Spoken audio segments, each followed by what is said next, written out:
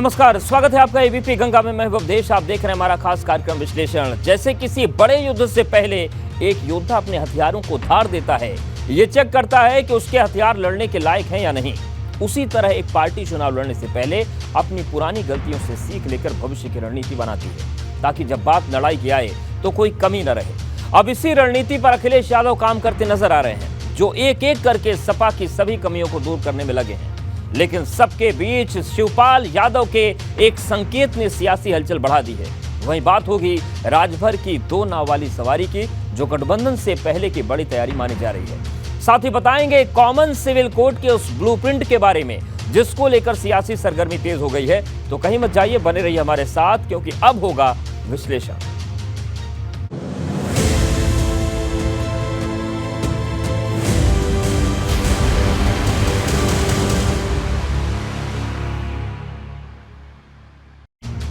आज विश्लेषण में सबसे पहले बात गुटबाजी पर सख्त हुए अखिलेश कार्यकर्ताओं को चुनाव जिताऊ संदेश। अखिलेश यादव अब तक कई बार भाजपा के हाथों शिकस्त खा चुके हैं, लेकिन अब निकाय चुनाव में मिली हार से सीख लेते हुए अपनी गलतियों के सुधार में जुट गए हैं। क्योंकि सपा को निकाय चुनाव में मिली हार की सबसे बड़ी वजह थी गुटबाजी, जिसने सपा को न सिर्फ हराया बल्कि उन सीटों पर भी हराया जिन्हें सपा जीत सकती थी। और अब अखिलेश ने इस गुटबाजी को खत्म करने के लिए न सिर्फ सख्त निर्देश दिए हैं, बल्कि साफ साफ कह दिया कि अगर किसी ने गुटबाजी की तो बर्दाश्त नहीं होगा।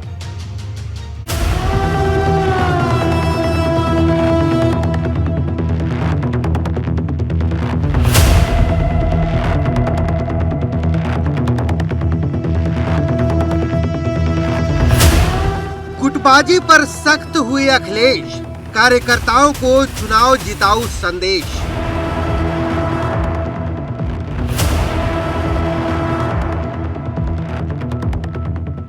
अखिलेश की सबसे बड़ी परीक्षा, कैसे होगी मजबूत किलों की सुरक्षा।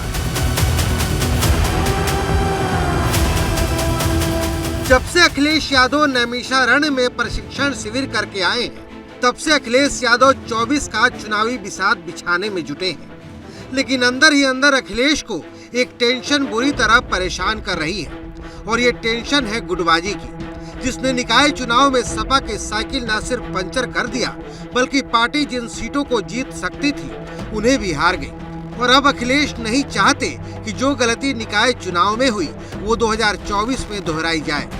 यही वजह है कि अखिलेश ने पार्टी कार्यकर्ताओं को साफ संकेत दे दिए कि अब किसी भी तरह की गुटबाजी बर्दाश्त नहीं होगी, क्योंकि अखिलेश बीते 4 दिनों से लगातार बैठक कर रहे हैं, जिसमें सबसे ज्यादा जोर गुटबाजी को खत्म करने पर ही दे रहे हैं।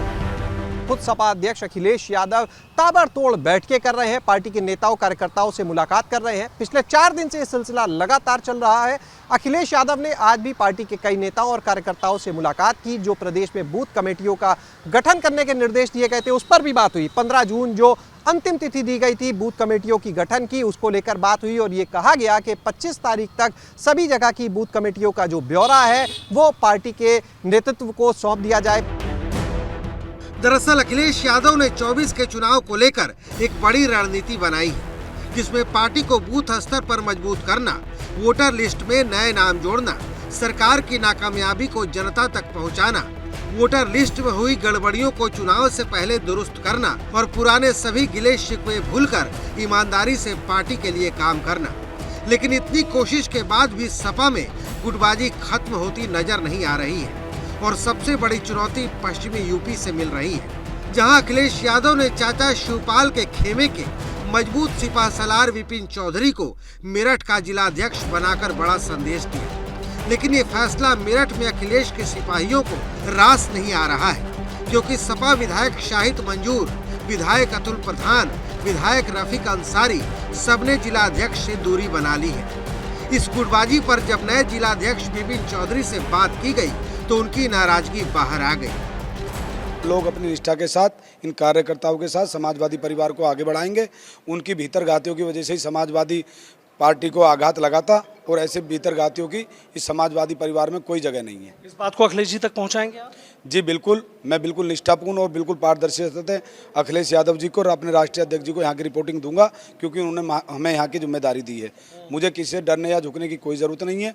मुझे राष्ट्रीय अध्यक्ष जी ने जिम्मेदारी दी है, मैं उसका ईमानदारी से निर्वाह करूँगा। लेकिन समाजवादी पार्टी मेरठ में चल रही अंतरकलह और गुटबाजी किसी से छिपी नहीं है। अखिलेश यादव के फैसलों की मुखालफत करना शायद समाजवादी पार्टी के कई दिग्गज नेताओं का शगल बन गया है। अब सवाल उठ रहा है कि हमेशा ही बड़े और कड़े फैसले लेने वाले अखिलेश यादव समाजवादी पार्टी में गुटबाजी करने वाले नेताओं पर आखिर कब तक मुलायम रुख अख्तियार करते रहेंगे। सवाल इसलिए भी बड़ा है कि मेरठ में सपा की यही गुटबाजी उसकी हार की बड़ी वजह बनी थी। और सबसे बड़ी बात यह है कि अखिलेश के लाख हिदायत देने के बाद भी नेता गुटबाजी छोड़ने के लिए तैयार नहीं है। ऐसे में सवाल ये है कि क्या ये गुटबाजी 24 में सपा के लिए खतरे की घंटी तो नहीं बजा देगी।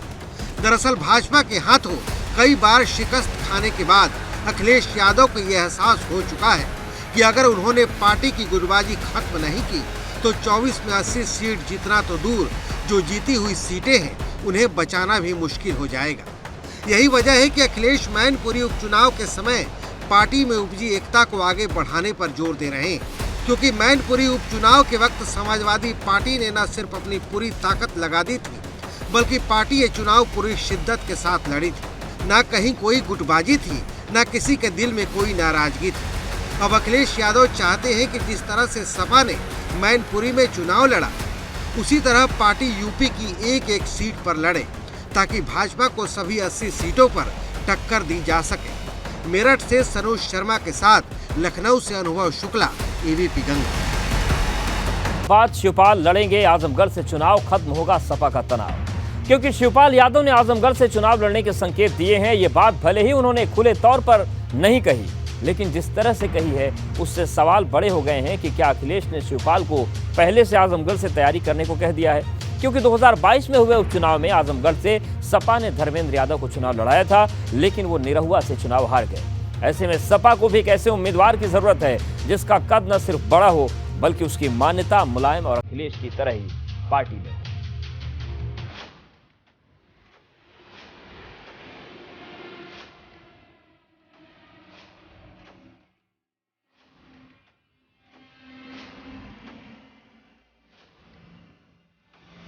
शिवपाल लड़ेंगे आजमगढ़ से चुनाव, खत्म होगा सपा का तनाव।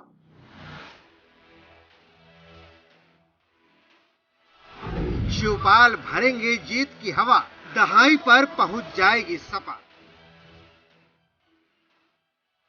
2024 की चुनावी जंग में भले ही अभी 10 महीने बाकी हो, लेकिन उत्तर प्रदेश में सियासी सरगर्मी अभी से ही तेज होने लगी है, क्योंकि सपा हो या भाजपा दोनों ही 80 सीट जीतने का दम भर रहे हैं।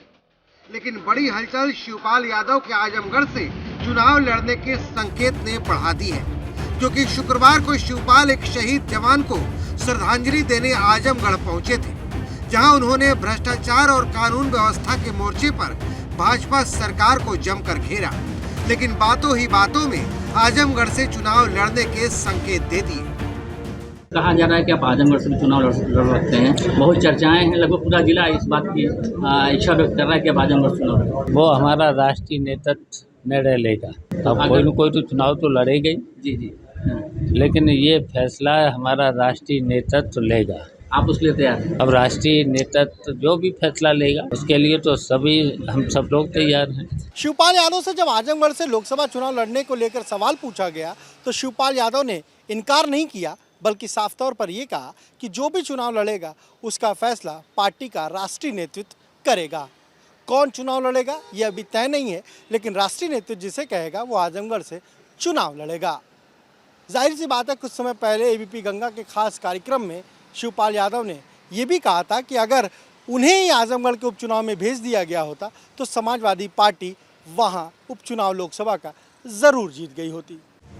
हालांकि संकेत देते वक्त शिवपाल यादव मजे हुए नेता की तरह ये कहना नहीं भूले कि वो चुनाव लड़ेंगे या नहीं, ये पार्टी आला कमान तय करेगा।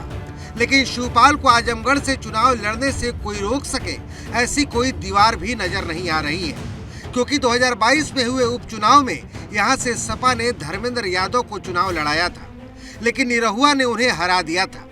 ऐसे में सपा को भी एक ऐसे उम्मीदवार की जरूरत होगी जिसका कद न सिर्फ बड़ा हो बल्कि उसकी मान्यता मुलायम और अखिलेश की तरह ही पार्टी में हो। दरअसल आजमगढ़ समाजवादी पार्टी का पुराना गढ़ रहा है और 2024 में आजमगढ़ उन सीटों में शामिल है जहां भाजपा के लिए रेड अलार्म नजर आ रहा है और खुद भाजपा ने आजमगढ़ को अपनी रेड जोन वाली सीटों में डाला है। वैसे ये तय माननीय राष्ट्रीय अध्यक्ष जी को करना कि किस नेता को कहां से लड़ाना, वो ज़्यादा बेहतर जानते हैं और वो विरासत है माननीय नेताजी की, श्री मुलायम सिंह यादव जी की। और भाई ये परिवार में ये तय हो जाएगा इनका भाई क्या आजमगढ़ किसे लड़ाना है। लेकिन मैं फिर ये कह रहा हूँ कि माननीय शिवपाल जी सम्मानित नेता हैं, पार्टी के बड़े नेता हैं, जहाँ से चाहेंगे उनका मान सम्मान राष्ट्रीय अध्यक्ष जी अखिलेश जी रखेंगे। वहीं आजमगढ़ से शिवपाल की दावेदारी को इस बात से भी समझ सकते हैं कि कई ऐसी सीटें हैं जिन पर पहले से ही कई नेताओं के चुनाव लड़ने की बात कही जा रही है, जैसे मैनपुरी से डिम्पल यादव, फिरोजाबाद से अक्षय यादव, बदायूं से धर्मेंद्र यादव। इसके अलावा इटावा और कन्नौज की सीटें भी हैं जहां पार्टी यादव परिवार से अपने करीबियों को उतार सकती है। ऐसे में शिवपाल को आजमगढ़ से चुनाव लड़ने से किसी को कोई दिक्कत नहीं होगी। वैसे भी पार्टी में शिवपाल की धमक अब दिखने लगी है। अखिलेश यादव ने शिवपाल के करीबी विपिन चौधरी को मेरठ का जिला अध्यक्ष बनाया है, जिसे पार्टी में शिवपाल के बढ़ते कद के रूप में देखा जा रहा है। वहीं कहने वाले तो ये भी कह रहे हैं कि इस बार जमीन पर पार्टी को मजबूत करने की जिम्मेदारी शिवपाल के कंधों पर ही होगी, क्योंकि ये शिवपाल ही थे जिन्होंने निकाय चुनाव में इटावा के अंदर भाजपा की एक नहीं चलने दी और सभी नगरपालिका में सपा की साइकिल दौड़ा दी। लेकिन बड़ा सवाल ये है कि क्या शिवपाल यादव 24 के पिच पर साइकिल में हवा भर पाएंगे और क्या उसे मुलायम वाले दौर में पहुंचा पाएंगे, क्योंकि 2004 में सपा ने 34 लोकसभा सीटें जीती थी, लेकिन 2014 और 2019 में सपा 5 सीट से आगे नहीं बढ़ पाई है। Bureau report, ABP Ganga. बात राजभर की दो नाव वाली सवारी गठबंधन से पहले बड़ी तैयारी, क्योंकि 24 की चुनावी जंग से पहले राजभर अपने दोनों हाथों में लड्डू लेकर चलना चाहते हैं। एक तरफ वो भाजपा से नजदीकी बढ़ा रहे हैं, दूसरी तरफ वो कह रहे हैं कि अगर अखिलेश यादव, मायावती और सोनिया गांधी एक हो जाएं तो महागठबंधन का हिस्सा बनने के लिए वो तैयार है।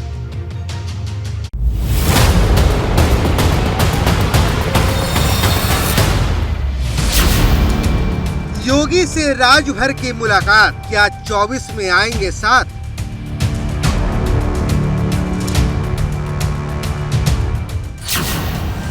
राजभर की दो नाव वाली सवारी, महागठबंधन पर बड़ा बयान जारी।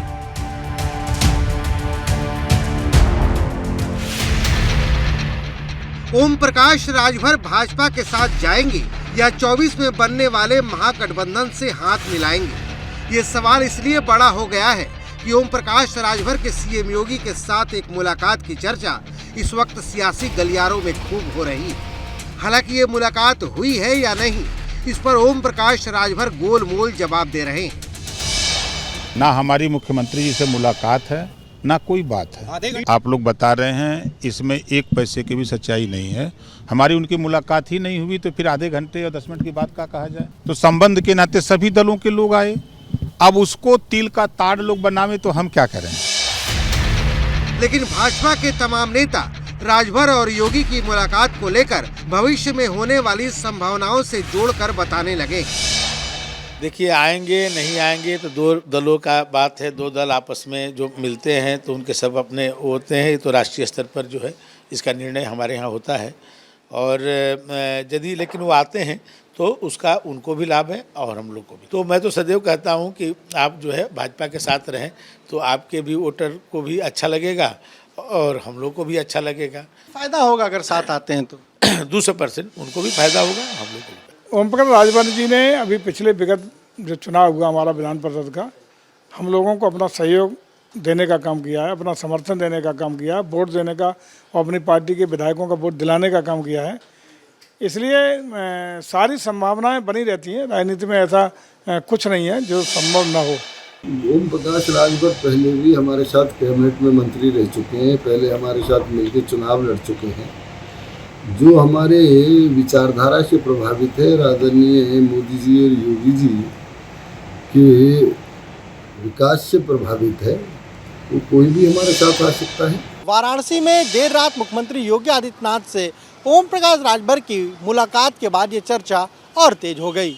हालांकि ओम प्रकाश राजभर इस मुलाकात पर कभी हाँ कभी ना वाली स्थिति बनाए हुए हैं, लेकिन सरकार के मंत्री और ओम प्रकाश राजभर के करीबी माने जाने वाले दयाशंकर सिंह का साफ तौर पर कहना है कि अगर ओम प्रकाश राजभर बीजेपी के साथ आते हैं तो 200% इससे बीजेपी को भी फायदा होगा और ओम प्रकाश राजभर को भी। लेकिन वहीं इन सब के बीच राजभर दो नाव की सवारी करते नजर आ रहे हैं, क्योंकि एक तरफ वो भाजपा से नजदीकी बढ़ाते दिख रहे हैं तो वहीं दूसरी तरफ महागठबंधन का राग भी अलाप रहे हैं और कह रहे हैं कि अगर अखिलेश यादव, मायावती और सोनिया गांधी एक साथ आ जाएं तो वो भी उनके साथ आ जाएंगे। नुकसान हो रहा है, उसकी भरपाई करने के लिए बीजेपी पूरी ईंड़ी चोटी लगाई है। विपक्ष के लोग भी ईंड़ी चोटी लगाए हुए हैं कि हम लोग लामबंद होकर के मुकाबला करें। अब ये लामबंद हो जाएं तो फिर उसके बाद तो हमारी तो पहली प्राथमिकता है कि मायावती जी, अखिलेश जी, सोनिया जी और नीतीश जी एक मंच पे आ जाएं। जिस दिन हमको बता दें कि फला तारीख को इस मंच पे हम लोग आ रहे हैं, आप भी आओ, तो 2 घंटे पहले हमको सूचना दें, हम आ जाएंगे। ओम प्रकाश राजभर ने आज वाराणसी में साफ तौर पर कहा कि अगर विपक्षी दलों के नेता अखिलेश यादव, मायावती, नीतीश कुमार, सोनिया गांधी एक साथ आ जाएं तो विपक्ष उत्तर प्रदेश में 75 लोकसभा सीटें जीत सकता है। हालांकि इससे पहले भी ओम प्रकाश राजभर ये कह चुके हैं कि अगर मायावती को इस गठबंधन में शामिल किया जाए तो उन्हें कोई एक फ़ोन करेगा और वो इस गठबंधन में शामिल हो जाएंगे। अब सवाल बड़ा है कि अगर राजभर के सीएम योगी से कोई मुलाकात हुई है तो वो क्यों गठबंधन के साथ जाने की बात कह रहे हैं, और अगर गठबंधन के साथ ही जाना है तो भाजपा के साथ भविष्य की जलेबी क्यों बना रहे हैं। क्या राजभर अपने दोनों हाथों में लड्डू रखना चाहते हैं ताकि वक्त के हिसाब से उसे खाया जा सके। लखनऊ से अनुभव शुक्ला, एबीपी गंगा। बात समान नागरिक संहिता पर संग्राम, कानून से पहले विरोध वाला तूफान, क्योंकि कॉमन सिविल कोड को लेकर फिर से सियासी हलचल तेज हो गई है। इसको लेकर विधि आयोग ने जनता से राय मांगी है। अब जनता के सुझाव को लेकर एक ड्राफ्ट एबीपी नेटवर्क को मिला है, जिसमें कई ऐसे सुझाव हैं जो कॉमन सिविल कोड के ड्राफ्ट में हो सकते हैं।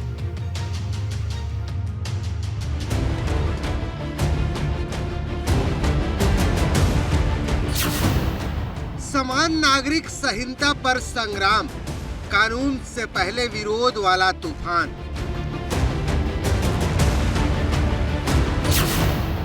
कॉमन सिविल कोड सबका या अपना अपना। समान नागरिक संहिता को लेकर एक बार फिर से चर्चा तेज हो गई है। दरअसल 22वें विधि आयोग ने यूसीसी पर जनता से 1 महीने में राय मांगी है।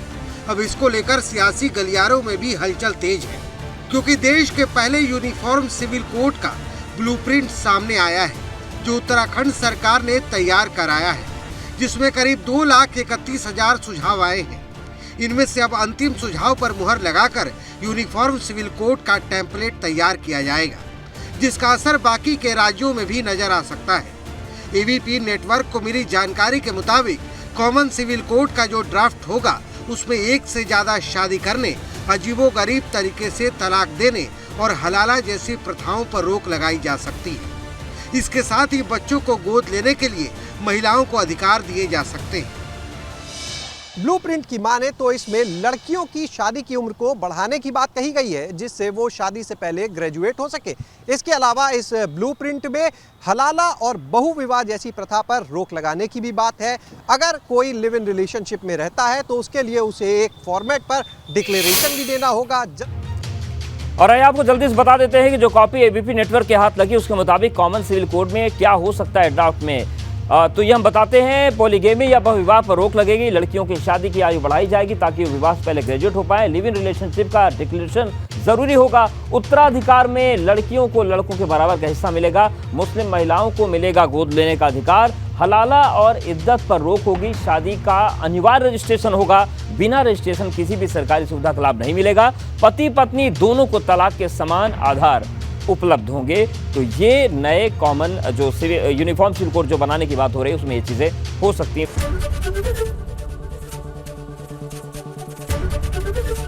एबीपी गंगा, खबर आपकी, जुबान आपकी।